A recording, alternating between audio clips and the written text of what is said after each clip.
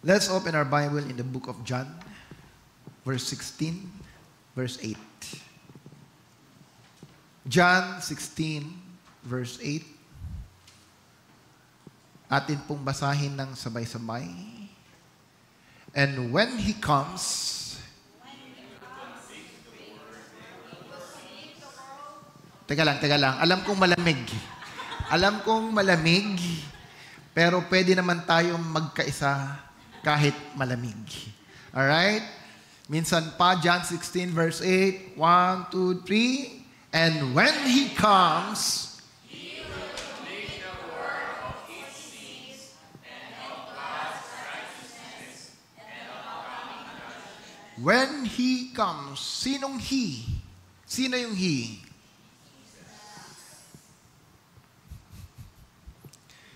Sino yung He? Sino nagsabi si Jesus? Raise your hands. May ibang sagot?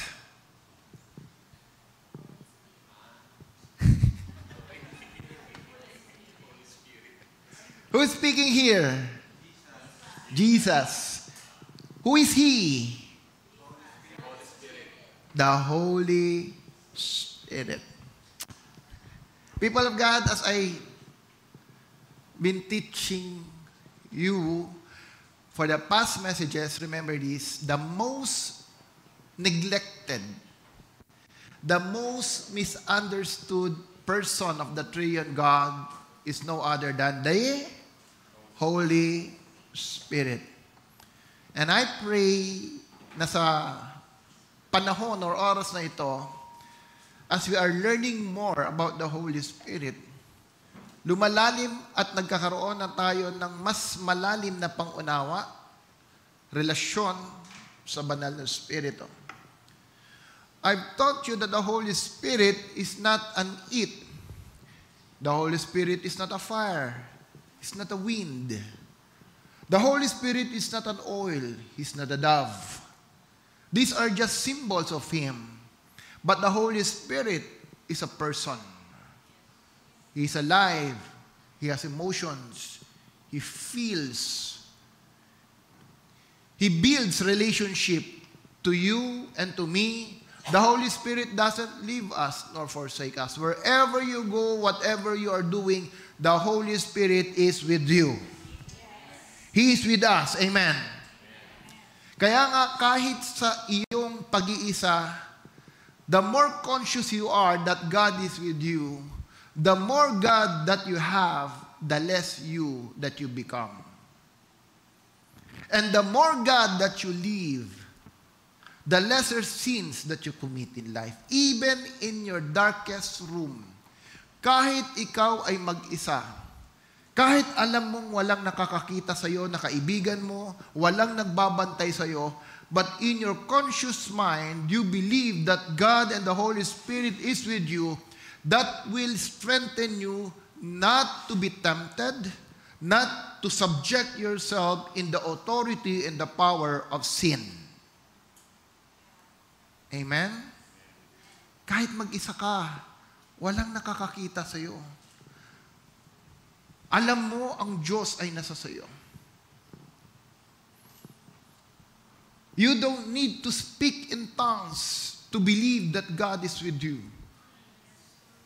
Yes, we need the infilling of the Holy Spirit. We need the gift of tongue. But more and above of speaking in tongue, your attitude and relationship with the Lord matters. So the Holy Spirit is a person. He's not a thing. Sabi mo sa katabi mo, ang banal na Espiritu ay natao at nasa sayo.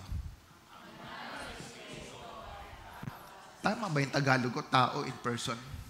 Tama naman, no, siguro. He's a person. He's with you. He's part of the triune God. Nasasaktan po siya, nalulungkot po siya. Pag nagkakamali ka at hindi ka nakikinig sa Kanya, pag nawawala ka sa simbahan, kaya nakakaramdam ka ng lungkot because the Holy Spirit within you feels the pain of not coming to church. Alam niyo, nung ako po bago mananampalataya, and I really experienced God, the Lord has transformed me sa pagiging mabisyo, mabarkada. Ang isang na-realize ko nung ako po ay nagkaroon ng intimacy or relationship sa Diyos, hindi ko kaya mawala sa gawain ng Diyos, lalong-lalo na tuwing linggo. I was given a task when I was in abroad. 7 days in a week, nasa church ako, may gawain. Expat ang position ko. 5:01. The Lord, by His grace, allowed me na makauwi po ng 5:01. And because of that, naging active ako sa mga ministries. 7 days in a week. Sabi mo sa katabi mo, 7 days in a week. Maraming mananampalataya, linggo na lang uma-attend. 5 minutes pa lang, boring na.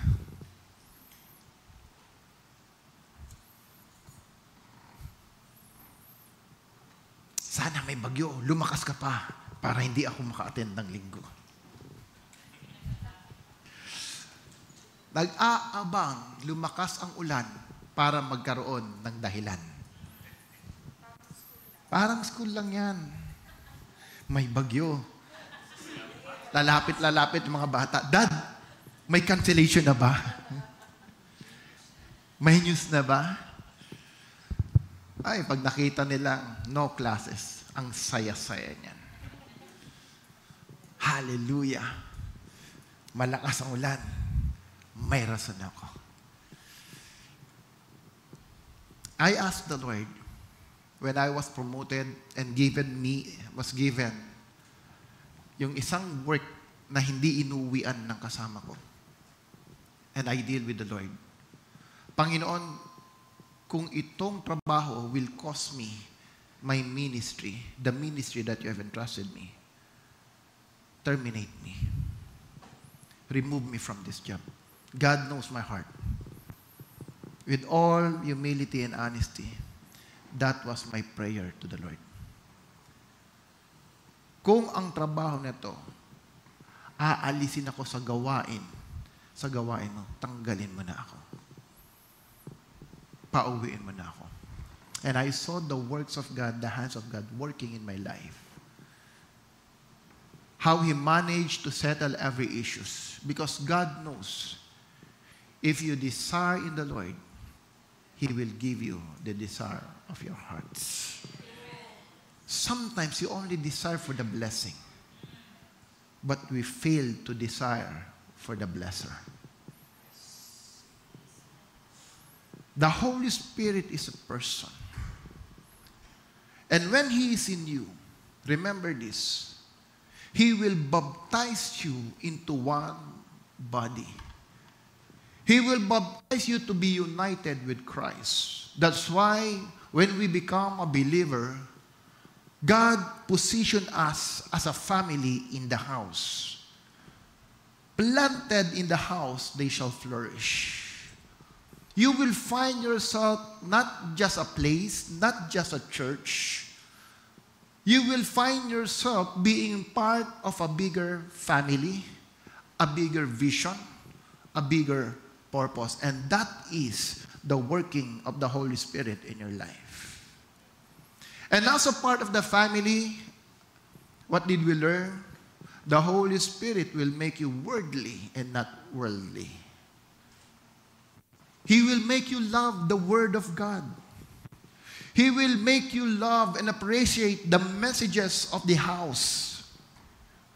You will be connected in what you are hearing in the house. And you will say to yourself, this is my life purpose. When Jesus was asked, and his family is looking for Him, nung hinahanap siya ni Joseph at ni Mary, anong sabi ng Panginoong Jesus? Don't you know that I need to be in my Father's house? Jesus understood that that in spite of being children or a child of Joseph and Mary, he knows that he is also the child of our Abba Father in heaven. Therefore, he has a greater purpose in life. Hindi lang siya son of our carpenter, pero siya ay anak of the most living God. Jesus qualified us when we accepted Jesus as our Savior. He qualified us not just a member of the church, not just a believer. God qualified us as a son. We are a son of God, son in the house, son in the kingdom of God. Amen. Yes. Today I will be sharing with you that on top of the Holy Spirit making us worldly and not worldly, it is also the purpose and the business of the Holy Spirit in our life to convict you and not just to convince you. To convince is to inform. To convict is to transform. All right? To convince is to inform. To convict is to transform. I've been praying to the Lord, Lord, parang gusto kong i-share yung message about convictions. Pero I don't know kung paano ko ito i-present sa inyo. It so happened last Thursday, I think Thursday, nagpagawa po ako ng sasakyan. Nasira yung preno ng Starex. Nag-stock up. I think that was last Thursday. Thursday nga ba yun? Saan si Kuya Kale? Thursday, no? Habang pauwi ako, may bagong networking ako nakita na daanan. Isang Ferrari, isang Lamborghini, at isang Porsche yung nandoon sa harap. Tapos nandoon parang siguro, grand opening nila. Nasa harap sila, nagpipicture-picture sila. Nagpipicture-picture sila dun sa kotse. Siguro kung ako nasa baba, isa na ako dun sa nagpa-picture ng kotse. Diba? Ang ganda, minsan ka lang makakita ng mga ganong klase ng sasakyan. At habang sila ay nagpipicture, nag-i-invite sila dun sa mga dumadaan. Kikita mo, nag-i-invite sila. So I realized this is how the world influence our life. Remember Jesus? Remember Jesus? When he was tempted by the enemy, anong sabi ng demonyo sa kanya? Lahat ng yaman ng mundo ibibigay ko sa iyo, sambahin mo lamang ako. I'm not against with that kind of promotions or marketing. That's okay. That is part of marketing. Pero most of the marketing represent to you, makikita mo commonly, it's about wealth. Amen? Papakita sa'yo ang ganda ng sasakyan, yung earnings na milyon-milyon, na magtataka ka, pag ikaw sumama, hindi mo man naman makuha. Compute, ba't ako wala pa din hanggang ngayon? No? Pero sila, naka-Lambo, naka-Ferrari, and that's okay. I'm telling you, I'm not against it. It's part of the marketing and the system of this world. But what I'm trying to share with you today is that God is not in the business of convincing. Kung ang mundo is trying to convince you, God will convict you. Because convincing deals only about the mind. Anything about the mind, it will convince you. But the problem with convincing, it's not permanent. It's temporary. Pwede kang makonvince ngayon, later on, you're no longer convinced. And that's how it works. Everything that is in the mind will be temporal. Pwede kang masabihan today or marinig mo na honor the Sabbath. Always come in the house of God, especially every Sunday. If you are convinced the following Sunday you will be here again. Tama? Pag nalilate ka, sasabihin ka ng disciple mo or leaders mo, huwag kang nalilate.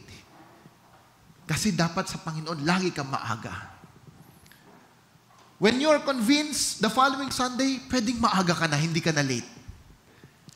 Pero, as the days passed, every Sunday dumadating.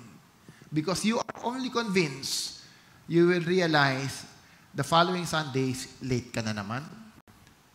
Wala ka na naman. Why? Because you are only convinced. I think wala dyan sa book, wala dyan sa aking message. In the time of Nehemiah, when the Lord put into his heart, the conviction to build the wall of Jerusalem. Nung ilinagay ng Diyos yung matinding conviction kay Nehemiah to build the wall of Jerusalem, God touched the hearts of the king, King Xerxes. And because God convicts the heart of the king, si King Xerxes provided everything that Nehemiah needed in order to build the wall of Jerusalem. Fast forward, natapos po yung wall, na-overcome nila ang every challenges. But because people are convinced, remember these people of God, because people are convinced and they have no strong conviction of what God is building in their midst, ang mga Levites, ang mga workers in the temple, iniwan yung trabaho. Let us read Nehemiah chapter 13 verse 10. Can we open the Bible? Nehemiah chapter 13 verse 10.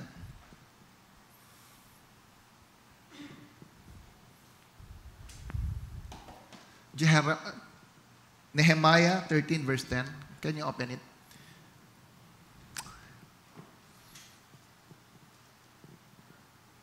Okay, nandito na. Basahin natin para isa-isang basa. May I also encourage, I don't know anong Bible ang meron kayo, but if you have a Bible, what I'm reading is NASB. So kung magbabasa tayo, pare-parehos NASB. Pero kung wala, ibang version, that's okay. Then let's just read ko ano yung nasa monitor. Okay, let us read. 1, 2, 3. I also learned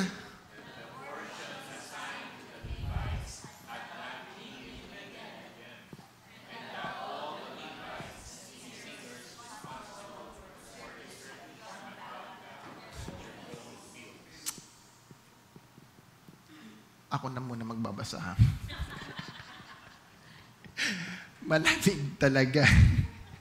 I also learned, sino nagsasalita dito? Nehemiah. After establishing the wall, after building the wall, Nehemiah also established the worship of the people of God.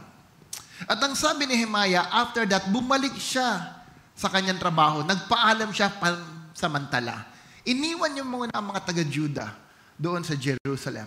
At nung iniwan ni Nehemiah, wala na silang leader. Ang sabi ni Nehemiah, I've learned that the portion assigned to the Levites had not been given to them. And that all the Levites and singers responsible for the service and had gone back to their own field. The people of Judah were not faithful. They don't have a strong conviction to partake in observance of the law of Moses na ibigay yung portion ng kanilang mga earnings sa temple. People of God,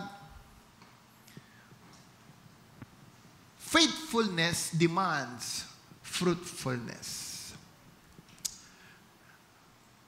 At ang mga Jews at the time, because they failed to give their offering, they failed to give their tithes in the house. There's no strong conviction. Iniwan ng mga Levites, ng mga workers ang temple. Umalis sila dahil sila ay magugutom. And I realize in the church, there are two things that we cannot do in the life of the people. Two things. You know what? That is transformation and giving. Other ministry in the church, pwede mong gawin yan by your own skill. Madali, sabi nga ni Dr. William, to manage the church is very easy. It's like a business, it's like a job. Kung may skill ka to play guitar, it's very easy. To play the piano, mayroon kang talent sa multimedia, madali lang to be part of a ministry. Kung mayroon kang talent to sing, madali lang tumayo dito na umawit sa Panginoong Diyos. True or not? Everyone and everybody can do that. Even in teaching the Word of God, it's easy. Maraming nagtuturo na ang gagaling.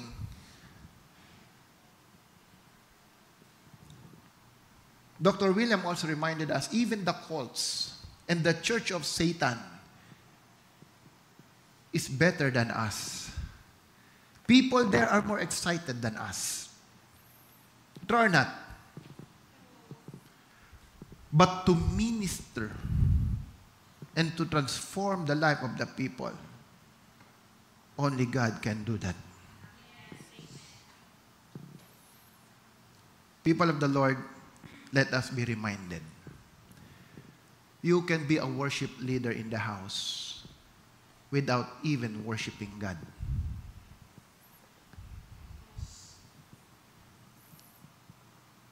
Coming up in front, singing to the Lord doesn't mean you worship God. 7 days in a week, you don't give time to the Lord. You don't build your time with God. You don't commit and build a relationship with the Lord. Then you stand up in front and sing for God. That is not worship. That is just serving, using your skills and talent. And everyone can do that. Everybody can do that. Worship is not about your skills, it's not about your talent. True worship is about ministering the heart of God to the people. That's why we need convictions. Because conviction is a matter of the heart. In Greek, ang ibig sabihin po niyan is elenko. Elenko. That's the meaning of conviction in Greek. Which is to expose or to bring everything into light. The Holy Spirit will not condemn you of your sin. He will not condemn us. Dahil sabi ng salita ng Diyos, for those who are in Christ, there is no more condemnation. Amen? What the Holy Spirit will do is to expose and enlighten us about the truth of the Word of God. Every time we stumble, every time we sin, the Holy Spirit will remind us, will illuminate to us about what is the truth and what is the right way to go for the Lord. That is the business of the Holy Spirit. That's why David says in Psalm 119 verse 11, I have hidden your word in my heart. I have hidden your word in my heart that I might not sin against you. When you read the Word of God, don't allow yourself to be filled with knowledge. Huwag mong hayaan na mapuspos ka lang ng alam. Huwag mong hayaan Na ang sarili mo, you will just filled with so much information, with so much knowledge, but when you build an intimacy of God, when you go back and read the Word, make sure it will build your relationship with God. It will allow you to know God more in your life. Malalaman mo, makikilala mo, magkakaroon ka ng mas malalim na relasyon sa ating Panginoon. You will know more about the Holy Spirit. You will have such consciousness about the Holy Spirit. Praise God, matatapos na kami sa APIS and we will be graduating next week. Hallelujah. We will be graduating next week. And I really learned a lot in the study of Master in Ministry. Ang dami ko natutunan about church history, theology, how to properly understand the context of the Bible, to safeguard myself, not to go beyond kung ano yung original context, meaning of the written word. I have learned so much that it helps me to guard even my message to the church, to correct my mistakes, shortcomings, and to provide better information that you may learn about the Word. But in spite of all the learnings, one thing I remind those who are enrolled and registered taking APIS is this. Huwag mo lang hayaan na ang isip mo ang mabusog. Huwag mong hayaan na ang isip mo ang siyang mapuno. Dahil pag ang utak lang at ang ulo mo ang napuspos, pwede kang maging mayabang. You will use all the information you have to reason and to challenge others. That's human nature. Mas maraming alam, mas mayabang. Parang hindi kayo naniniwala.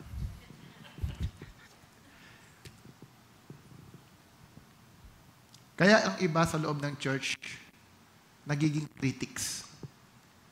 Maraming alam, mali si pastor. Hindi totoo yan. Ang context niyan ganito. It's not about knowledge. The more you learn about the Word of God, the more humble you should become. The more that you understand how to love others, the more you know how to love God and preach the Word to others. I have hidden your word in my heart, that I might not sin against you. Write this down. Christianity is in the business of transformation. You and me, we are in the business of transformation. Our one-to-one, our discipleship, the very purpose of this is to build life and to transform life. Amen. Nonetheless, only God can make the change. God has put you in a place where He wants you to be used to transform others. But think of it. You are in a business where God is the only one can do and make the change. Have you ever thought of it? Lord, ba't mo ako dadalhin sa isang trabaho na ikaw rin pala ang gagawa? Have you realized that? Kaya minsan we are frustrated. Ang tagal-tagal ko nang tinuturuan yung anak ko, hindi pa rin nagbabago. Dinidisiplina ko, hindi pa rin nagbabago.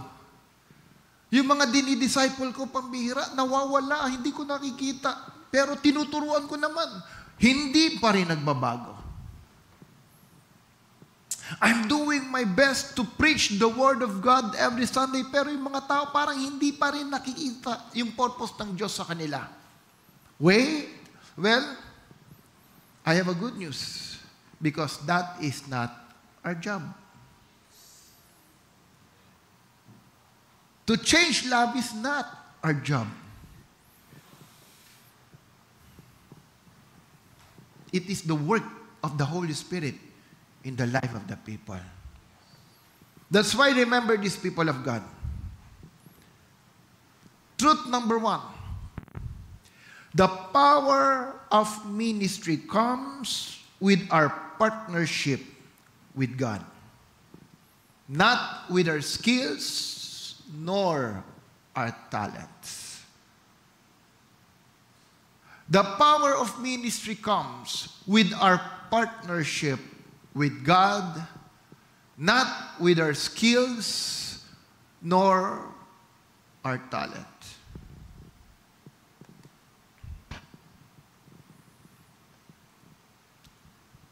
I want you to look at me first. Don't you know that worship is as important as the preaching of the word? Sino nag-agree sa akin? Na ang worship is the same importance of the preaching of the word. When I was a worship leader sa Indonesia, Batam, hindi ako makaka-create ng lineup without fasting and prayer.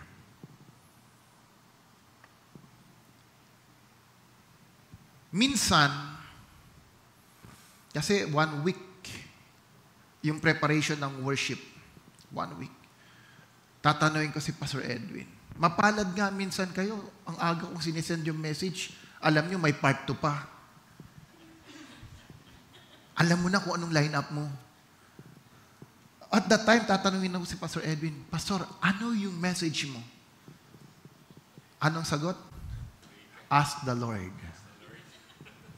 Sa loob-loob ko, mas madaling sabihin mo na lang kaysa ask the Lord. But I never thought they are training us.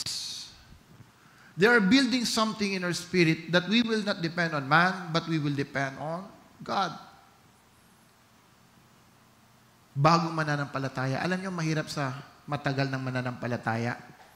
Pakiramdam niya, sanay na siya kay Lord. Kahit si Lord, hindi na sanay sa Kanya. True. True.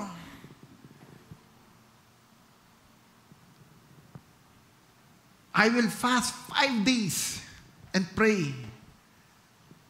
Tapos makakapag-establish ka ng lineup. Friday.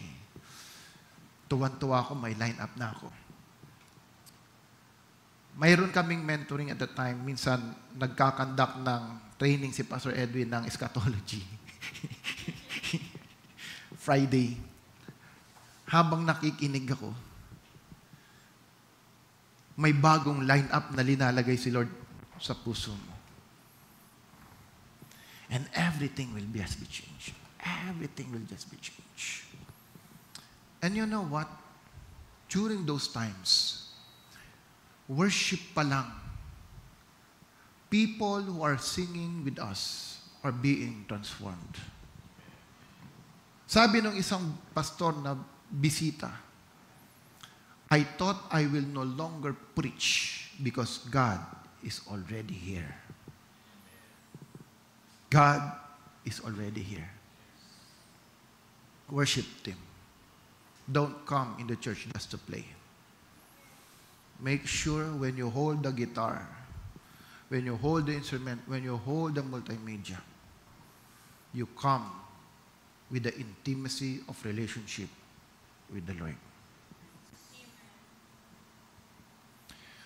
We have one member in Batam, a principal of a well-known school of the other belief, other church. Sabi niya sa kanyang pamilya, pag tinanggal niyo yan, magkakamatayan tayo. Alam niyo na yon. Ang kanyang husband is a minister of the Word of God. Ang mga anak, they are serving in the church. 4 Sundays, He visited us. She visited us for Sundays. And I realized nung kami po ay magkita, teacher din pala po siya sa school kung saan ako graduate. Malate Catholic School. Teacher siya doon. 4 Sundays, every time that she comes, she cried. Sabi niya sa amin, anak, pinaiyak mo ko, anak. Sabi sa akin, hindi po ako yan. Ang Holy Spirit yan. The second Sunday comes, anak, talagang pinapaiyak mo ko. Hindi po ako, ang Holy Spirit yan.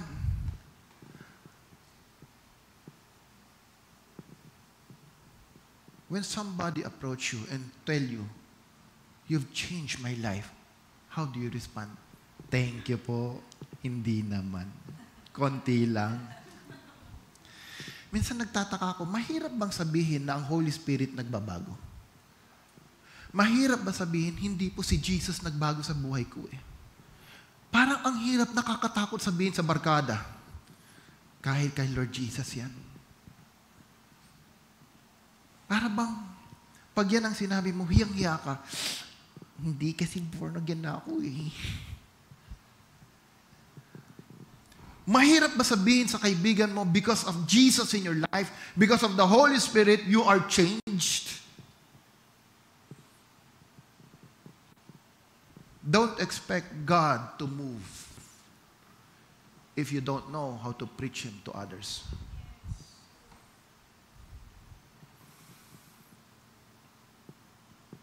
Fourth time, third time, fourth time. Anak, pinagbago mo talaga. Hindi po ako yan. Ang Holy Spirit po yan. She opened her house. She invited us to come in the house. Alam mo, sabi niya, anak, inalis ko na lahat yung hindi ko tinatanggal. Sasama na ako sa pamilya ko. No man can change the heart of a man until God moves in their life.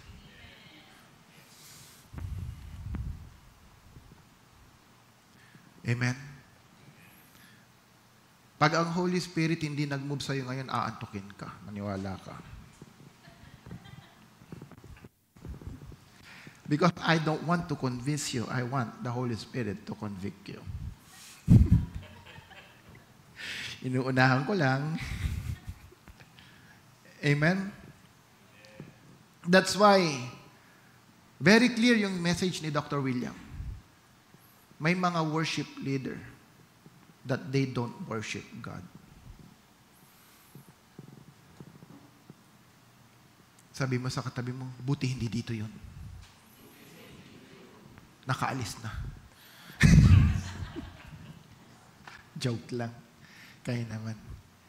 But it's a red flag for us. When you come and stand before the pulpit and before the people, make sure, sa bahay pa lang, you are already settling yourself with the Lord. Ramdam ng mga tao if you have intimacy with the Lord or not. Ramdam nila yan.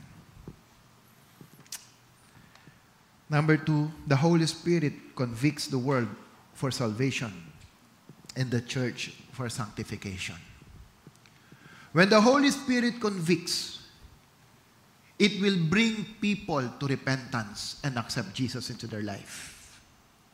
But we, as a church, when the Holy Spirit convicts us, it is for our sanctification. It is for the regenerative work of God in our life. Ano yung regenerative work of God? To transform you into the image of Christ. To transform us into the image of God, that we are, our feelings, our emotions, our attitude, unti-unti. Because when God created us, His purpose is to create us in His image. Amen? That is the purpose of God. That's why those people who are unchurched, people who are outside the church. The purpose of the Holy Spirit is to convict them and bring them into repentance. That's why, people of God, kung mayroon tayong mga inaabot na kaibigan, in our discipleship, don't just go sa battle nang wala ang presensya ng Diyos. When you want to disciple someone, when you want to mentor someone, to advance the kingdom of God, remember, you cannot do it by yourself. Pray and ask the Holy Spirit to guide and lead you. Pray for the person that the Holy Spirit will touch them. Learn how to kneel before God. Pray kung sino yung mga inaabot mo that God will change their hearts. Ang sarap pong mag-disciple sa isang taong bukas na ang puso sa Diyos. Even in our family, kung wala ka nakikitang transformation, yung mga expectations hindi nangyayari, ipanalangin mo sa Panginoon, Lord, di ko kaya yan eh. Ikaw lang may kaya na magbago ng puso ng tao. Lord, baguhin mo yung anak, yung puso ng anak ko, Panginoong Diyos. God wants you to be dependent on Him, not on yourself.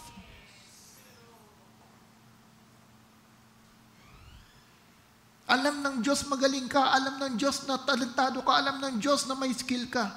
Pero your skills are not enough without Him. Even in your work, even in your job, allow God to work in you and through you. Because when the Lord moves in your life, you will find favor from God and favor from men.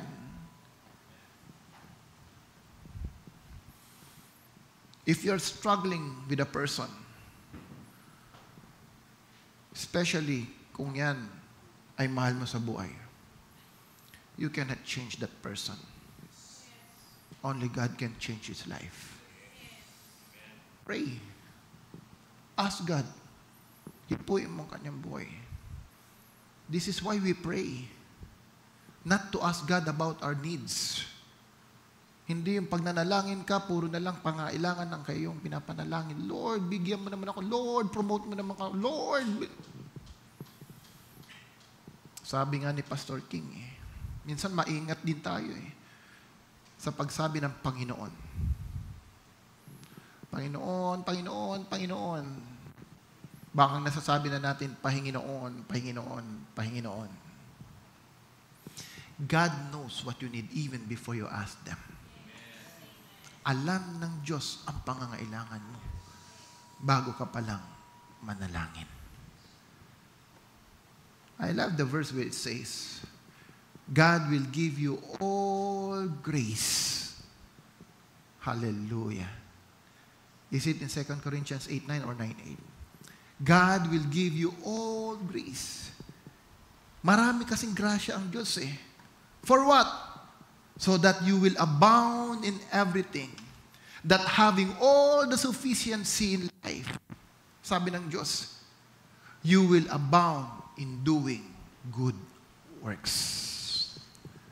Hindi ka magkukulang, sabi ng Panginoon.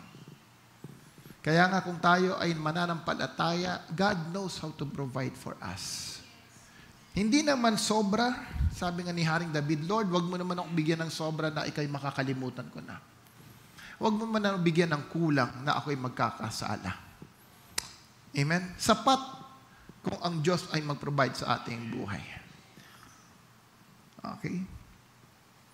So the Holy Spirit convicts the world for salvation and the church for sanctification. And lastly, repentance, not excuses. Amen? Do you agree? Conviction produces repentance, not excuses. Lord, pasensya na talaga. Hindi ako naka-attend ng church. Masamang pakiramdam ko ngayon eh. God knows kung talaga masamang pakiramdam mo. Pero yung gusto mo lang magkaroon ng masamang pakiramdam para hindi maka-attend ng church, that's not a conviction of the Holy Spirit.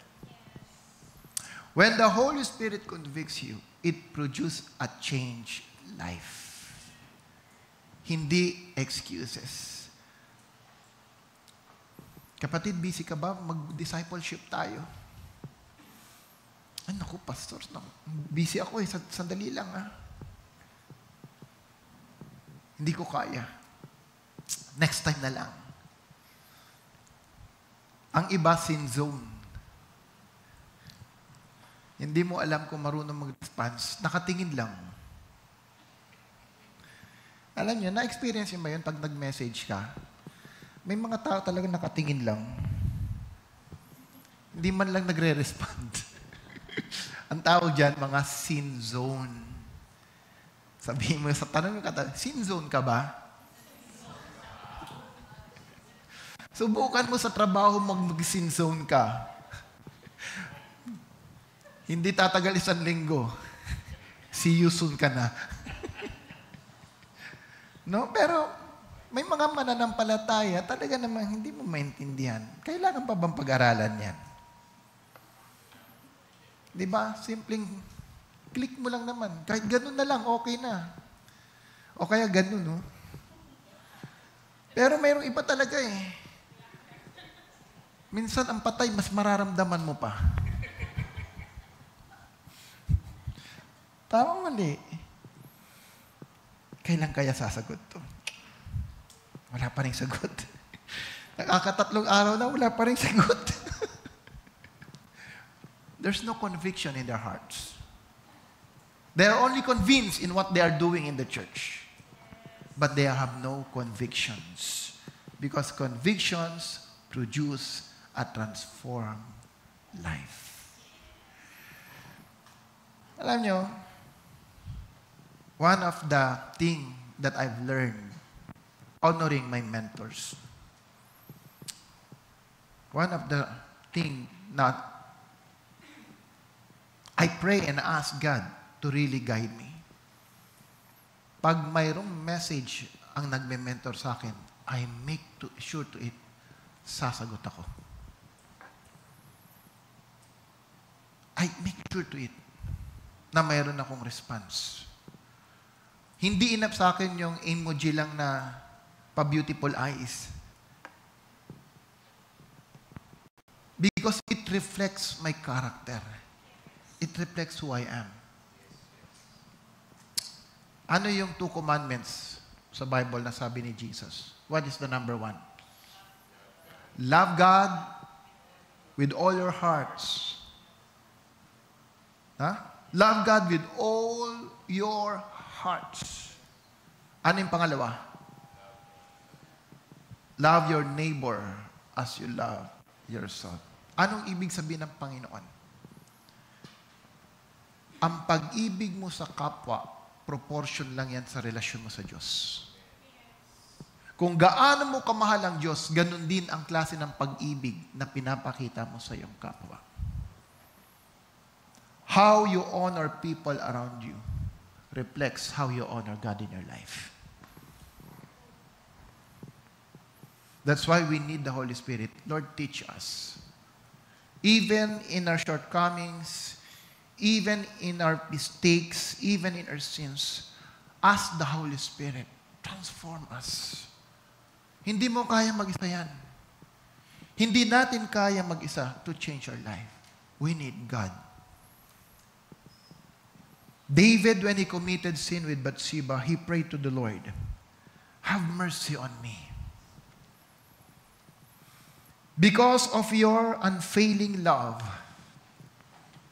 because of your great compassion, blot out the stain of my sins. Wash me clean from my guilt.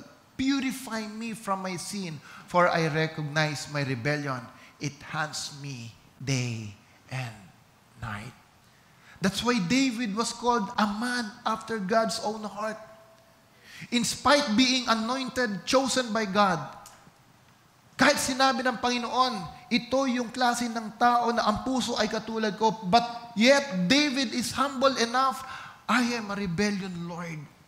I acknowledge my sin. May mga mananampalataya in the church, hindi na nga nagbibigay, hindi na nga makasunod, pinagyayabang pa.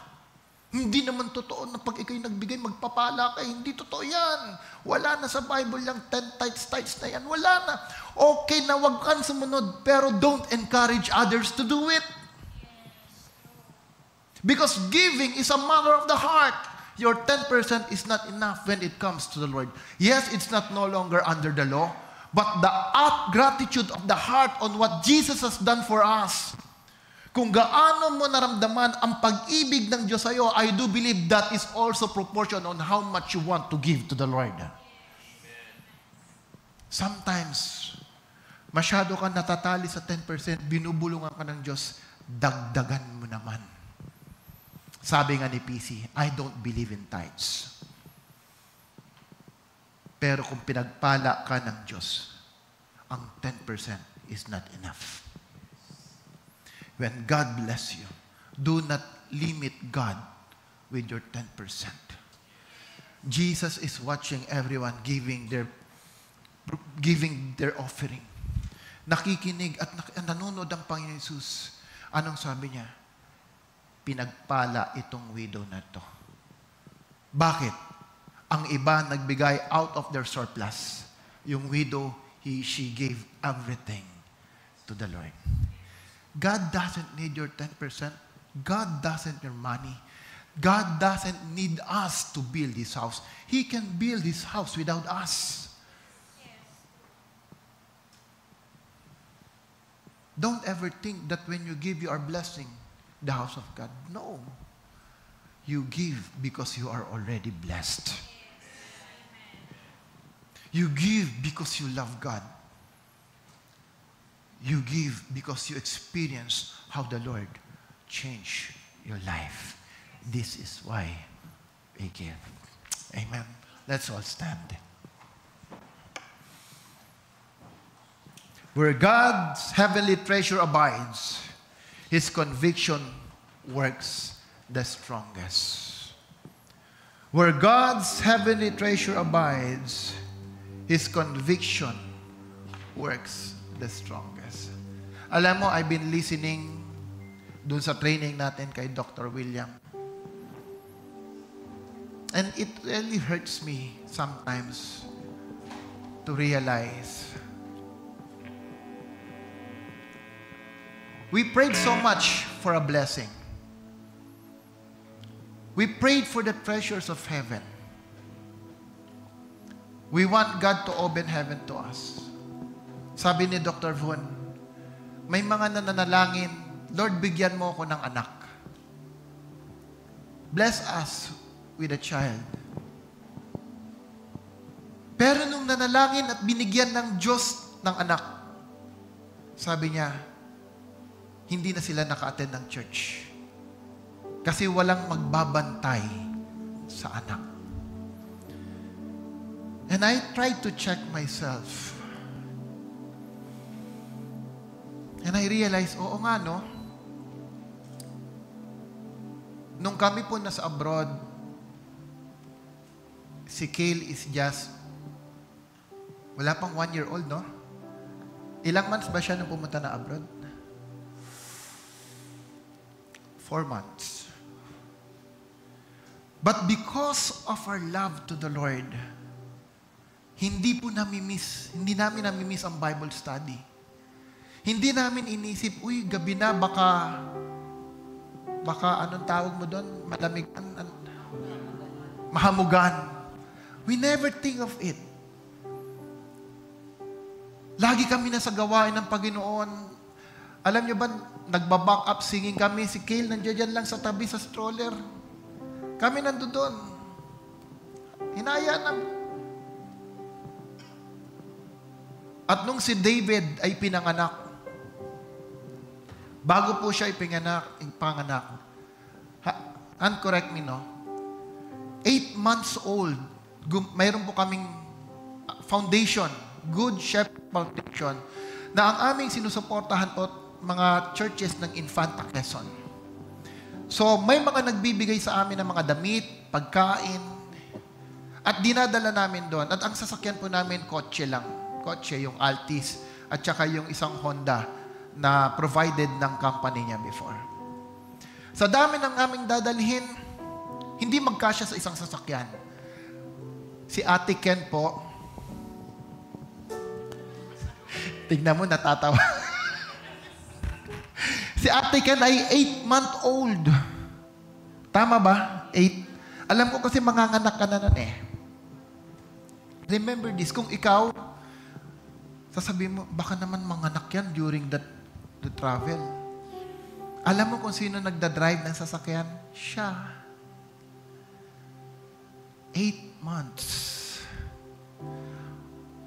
Siguro matigas din ang ulo ko, hindi ako nakikinig sa kanya pag may nararamdaman siya sakit. Hindi para sa Diyos to. Babiyahe kami na Infanta, dala-dala namin yung mga gamit. Why? We love God. We just love God. We are so just passionate for the Lord na hindi pwedeng wala kaming ginagawa. Walang nag-utos sa amin to do it. But we just love God. Habang kami nag-worship, mayroon akong favorite na jacket. Pagbukas ng mata ko, mayroong isang nakatingin doon na native, tapos nakangiti. Pipikit ako, pagmulat ko, nakangiti pa rin. Lord, anong sinasabi mo? Favorite kong jacket to. Pikit na naman kami worship, pagmulat ko, nakangiti pa rin. Sabi ko sa kanya, sa'yo na nga itong jacket ko. We just love God.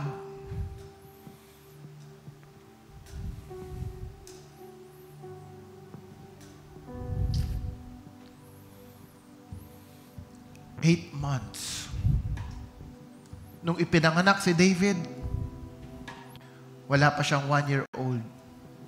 May conference si Dr. William sa Isabela. Walang sasakyan na magamit. We offer our cars gamitin. Pumunta kami ng Isabela to attend the conference. Wala pang 1-year-old si David. Hindi pa tapos ang immunization niyan. Hindi pa tapos yung mga injection niyan. So what? What we know is we love God.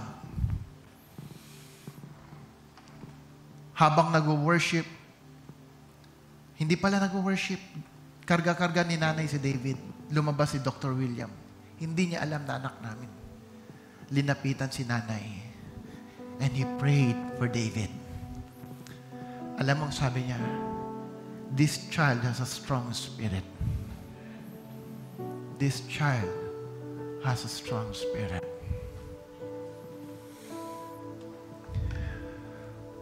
I want you to close your eyes.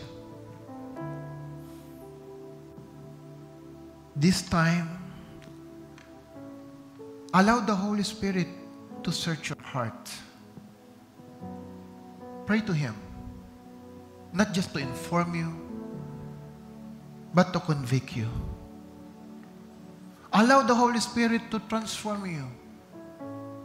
Make your ears sensitive to Him. Make your ears abide to Him.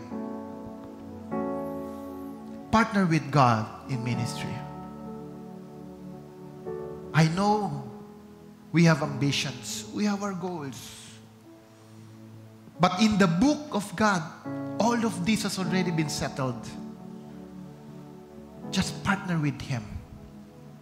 Spend more time being with Him than doing for Him. Listen to this. True power flows from intimacy, not inactivity.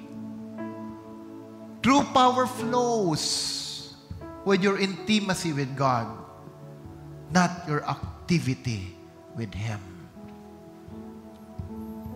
Let your life convince people not with words, but allow the Holy Spirit to convict hearts through your lives. This is my challenge to everyone. When you leave this place, when you live your life,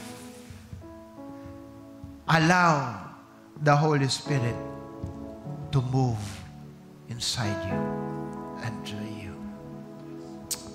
Hallelujah. Oh, we worship you. We praise you, God. We give you glory. Can we just worship the Lord? Hallelujah. Just worship.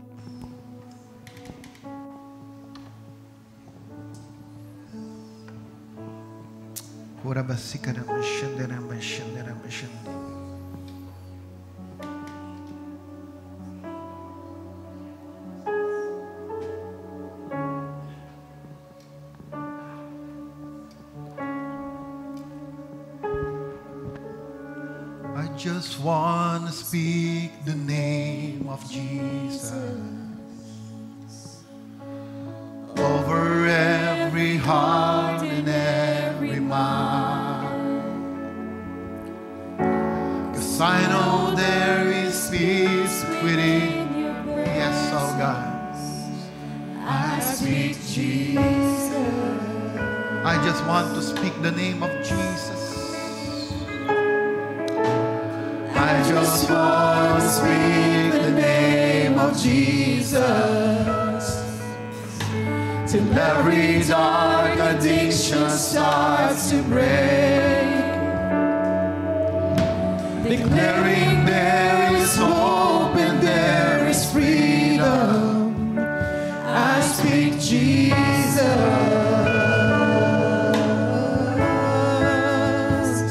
Your name is power.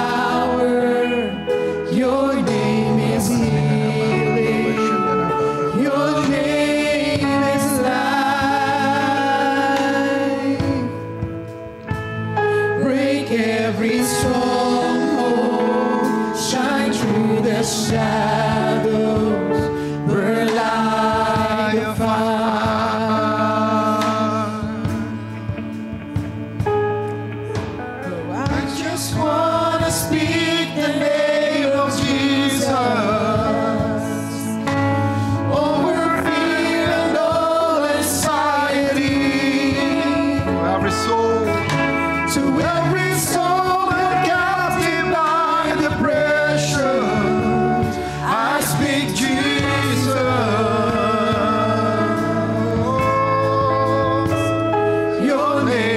Power, your name is healing.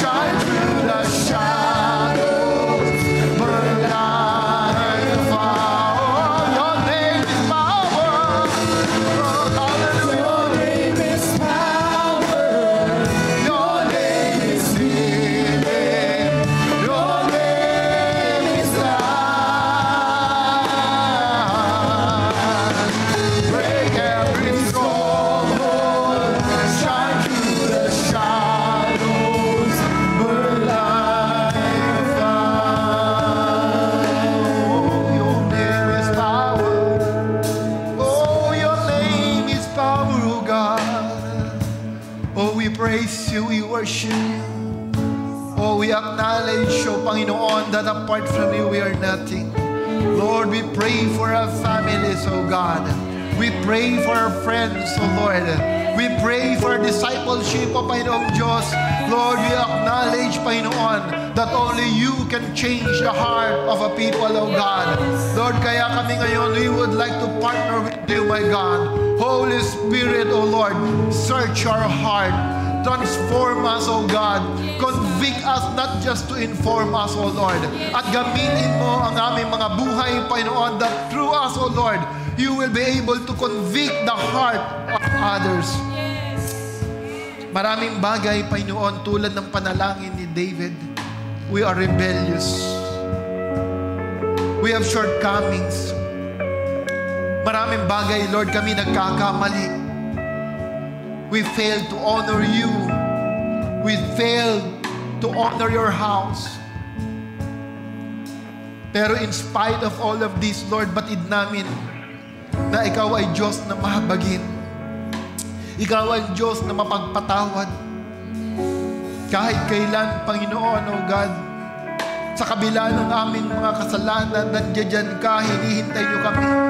Ibinigay mo ang buhay mo, Panginoon, sa amin, sa kabila ng aming pagkukulang, sapagkat ganito mo kami kamahal. Kaya naman dalangin ko, Panginoon, bigyan mo kami ng pag-ibig na mayroon ka. Pag-ibig na tulad mo, Panginoon Diyos, upang ito ay aming iparamdam sa aming pamilya. Sa kabila ng mga pain, ng mga sakit. Lord, sa kabila, Panginoon Diyos, napakiramdam namin kami inaati. Dalangin pa rin namin, O God, na ang pag-ibig mo ang siyang naming ipapakita at ihahayag sa aming mga mahal sa buhay. We cannot do it, Lord, by ourselves. But because with you, Holy Spirit, all things are possible. Even to love the unlovable, Panginoon. Give us that agape love. Salamat, O Diyos. At dalangin ko, Panginoon, huwag niyo pong hayaan kaming umalis sa lugar na ito na hindi namin daladala ang iyong presensya. Na hindi namin maranasan, Panginoon Diyos, ang iyong kilos sa aming kalagitnaan. Sa buong linggo, mangusap ka. Kumilos ka sa aming mga buhay. Pangunahan mo kami, Panginoong Diyos, upang ang aming mga buhay ay magsilbing ilaw at asin. San man kami, Lord, magpunta. Salamat, Banal na Espiritu. Patuloy mong ihayag ang iyong sarili sa aming mga buhay. Help us to know you more, Panginoong Diyos. Sapagkat batid namin that in your presence there is peace, there is comfort. In your presence, there will always be hope. Salamat at this time, O Panginoong Diyos, for reminding us that true power comes in our partnership with you, not with our skills, not with our talent. Salamat. Salamat, Panginoon. Hallelujah. Ating itaas ang ating kamay sa ating Diyos na buhay. May the Lord God bless you and keep you. May the face of our Father in heaven shine upon you. May the Lord lift up His countenance with you and give you peace. And the grace of our Lord Jesus, the love of the Father, and the communion of the Holy Spirit be with you all. And this I pray. In the name of the Father, and the Son, and the Holy Spirit. Amen, amen, and amen. God bless people of the Lord. Jesus loves you.